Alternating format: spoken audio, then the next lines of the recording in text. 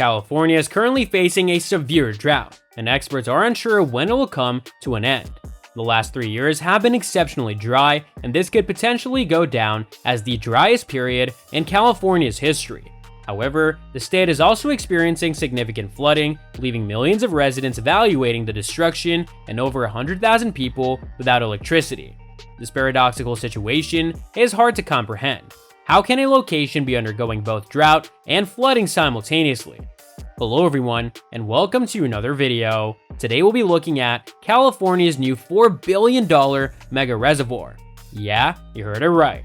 First, we must discuss the matter of water in California. Water scarcity is a significant issue in the state, particularly in areas such as the Great Basin, the Mojave, and Colorado, which are officially designated as deserts. When the first American settlers arrived in the region centuries ago, they encountered such limited water resources, they had difficulty cultivating the land. Nowadays, things aren't much different. Back in October of 2021, the governor of California declared a statewide drought emergency and urged citizens to cut back their water usage by 15% in hopes of resolving the issue. However, almost 18 months later in 2023, the emergency is still in effect, and the state has been experiencing official drought conditions for over 1,000 days. Yet, this is only one aspect of the story.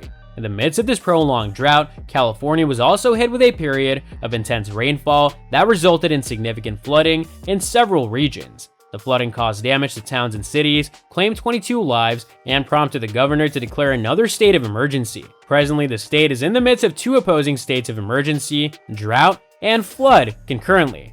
How is it possible for California to experience two conflicting emergencies at the same time? The answer lies in water management.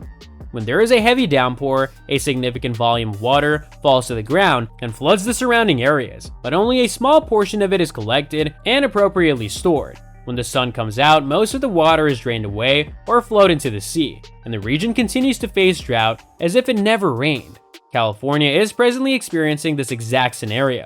They can't gather enough water during the rainy months to compensate for the drought periods. As a result, the state oscillates between having too much and too little water, repeatedly and indefinitely. The crucial question is whether anything can be done to resolve this problem, and California has made several attempts to address it. In the 1950s, the state underwent a similar situation, with droughts and floods occurring one after the other in quick succession. As a result, the state established the State Water Project, determined to put an end to this ongoing issue.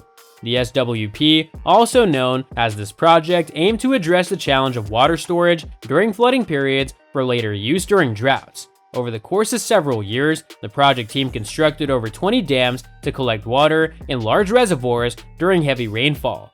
The Oroville Dam, towering over 200 meters, is the most well-known of these dams, with a reservoir it created, Lake Oroville, holding hundreds of millions of cubic meters of water. Pyramid Lake, located outside of Los Angeles, is another famous example of these reservoirs. When droughts occur, the water gathered in these massive reservoirs can be distributed to farms and cities via a vast system of canals, aqueducts, and pumping stations, some of which span hundreds of kilometers and even traverse mountain ranges. The California Aqueduct, which diverts water from the Sierra Nevada to Los Angeles and branches off to serve millions of people, is perhaps the most famous component of this intricate system. Overall, the project is an impressive feat of engineering and logistics.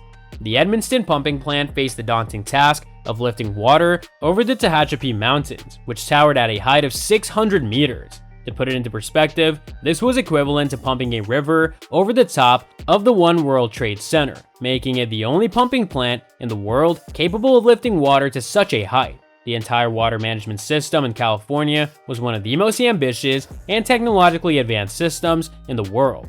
However, the construction of this system was only the first stage of the plan in the 1960s and 70s. Plans for the additional dams and canals were put on hold due to various reasons, including economic struggles in California and environmental concerns. The alteration of natural river flows caused difficulties for several local species. Despite these challenges, the Edmonston pumping plant and the broader California water management system remain a remarkable achievement of engineering and innovation. The construction of the SWP with its numerous dams and pumping stations had a devastating impact on the populations of salmon and steelhead trout that swarm upriver to breed. These fish were unable to reach their breeding grounds due to the obstructions in their path. Consequently, the next phase of construction was put on hold, and the first phase was expected to suffice. Initially, the new facilities had a significant impact, with 2/3 of the collected water being supplied to urban areas, while the rest was used for irrigation. The system was estimated to contribute about $400 billion annually to the statewide economy. However, in recent years, the existing components of the project have faced challenges, with California's population doubling since its construction. This increased demand for water has outpaced the system's capacity, resulting in frequent droughts. As Mike Wade, executive director at the California Farm Water Coalition, noted, this is one of the reasons behind the state's recent water-related issues. So that's all for today's video. If you enjoyed it, remember to leave a like, subscribe, and ring that bell icon so that you never miss our upcoming videos. And don't forget to share your thoughts in the comments section down below. Stay tuned, and we'll catch you in the next video.